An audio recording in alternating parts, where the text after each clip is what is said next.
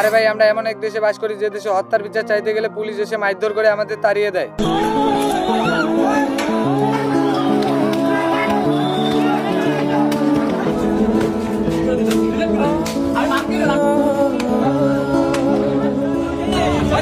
হাদি হত্যার বিচারের জন্য ইনকিলাব মঞ্চের লোকজন যমুনার সামনে অবস্থান করেছিল। সেখানে পুলিশ বাহিনী গিয়ে বলতেছে, আয় আয় হাদির লাশ নিয়ে যা।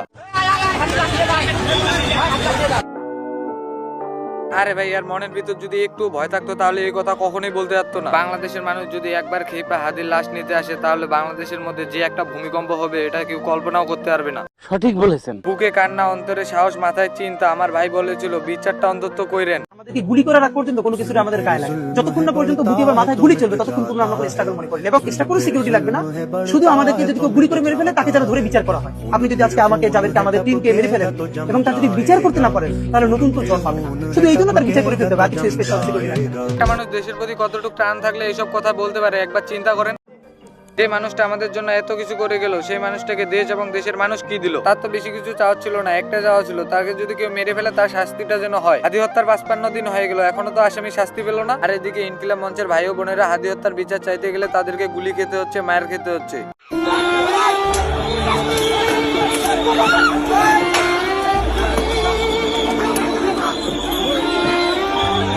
আসলে পোশাক চেঞ্জ করলে ভালো মানুষ হওয়া যায় না। কেমনে পারলো একটা মায়ের বুকে এবং পেটে লাথি দিতে পুলিশ? আমার ইচ্ছা মতো পিটাইছে, আমি আমার ছেলেগুলারে নিয়ে জায়গায় চলে আসছি, ভিতরে এসে আমার পেটের মধ্যে লাথি দিছে, আমার বুকের মধ্যে ওরা লাথি দিছে। মানুষ কত নির্লজ্জ বেহায়া হলে এই কাজ করতে পারে? তার বাসায় কি মা বোন নাই? সে কি তার বাসায় মা বোনদের উপরে এভাবে পেটে লাথি দেয়? না না, কাজটা ঠিক হয়নি। বাংলাদেশ থেকে এক হাদিরে মাইরে ফেলছেন, যুগে যুগে হাজারো হাদির জন্ম হবে। সেই লোড কি আপনারা সামলাতে পারবেন? আপনারা মেয়েদেরকেও ধরে ইচ্ছা মতো লাঠি দিয়ে পিটাইতেছেন। এরা কি হাদি হত্যার বিচার চাইতে এসে কোনো ভুল করছে? যদি ভুল নাই করে থাকে তাহলে পুলিশের ঊর্ধ্বতন কর্মকর্তা কেন এসে বলতেছে পিটাও পিটাও আরো পিটাও? ইনকিলাব মঞ্চের লোকজন কেন আসছিল? এই জায়গায় কি খুন খারাপি করতে আসছিল নাকি মারামারি করতে আসছিল? তারা তো এসেছিল তাদের ভাইয়ের হত্যার বিচার চাইতে। তাদের উপর গুলি করা হলো, মারধর করা হলো। বলো কি, তুমি সত্যি বলছো? হ্যাঁ। প্রথমে জাবের ভাইয়ের পায়ে গুলি করা হলো, তারপরে এলো এমপি পদপ্রার্থী রনি ভাই, তাকেও পুলিশ ধরে পিটাইলো। ওই দিন ওরে কিন্তু এই মুহূর্তে পিটাচ্ছে পুলিশ।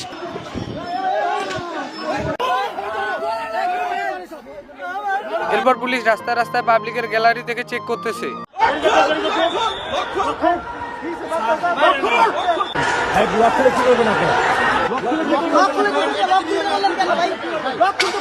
এরপর এরা সাংবাদিকদের পর্যন্ত ভিডিও করতে দেয় না, এদেরকেও ধরে ধরে মারতেছে। ওরা কোনো পুলিশই না, পুলিশ নামে কলঙ্ক। ওরা অকথ্য ভাষায় সাংবাদিকদের গালাগালি করতেছে, মারতেছে।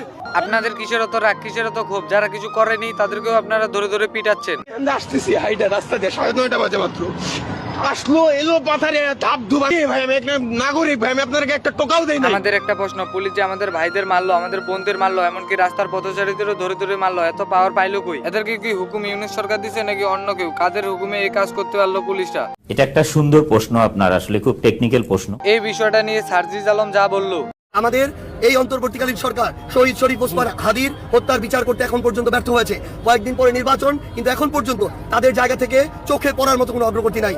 এই জন্য তারা চেয়েছিল তদন্ত সাপেক্ষে জাতিসংঘের কাছে এটা হস্তান্তর করা হোক এবং জাতিসংঘ এই বিচারিক প্রক্রিয়া সম্পন্ন করবে। কিন্তু গতকালকে থেকে আজকে পর্যন্ত তারা যখন সেখানে শান্তিপূর্ণভাবে অবস্থান করছিল, আজকে ইন্টারকন্টিনেন্টালের সামনে এবং যমুনার সামনে তাদের উপরে অত্যন্ত দুঃখজনকভাবে যেই খারাপভাবে আক্রমণ করা হয়েছে আইন শৃঙ্খলা রক্ষাকারী বাহিনী দ্বারা, তাদের উপরে টিয়ার শেল নিক্ষেপ করা হয়েছে, গুলি করা হয়েছে এবং সেইখানে অনেক মানুষ রক্তাক্ত হয়েছে, আহত হয়েছে।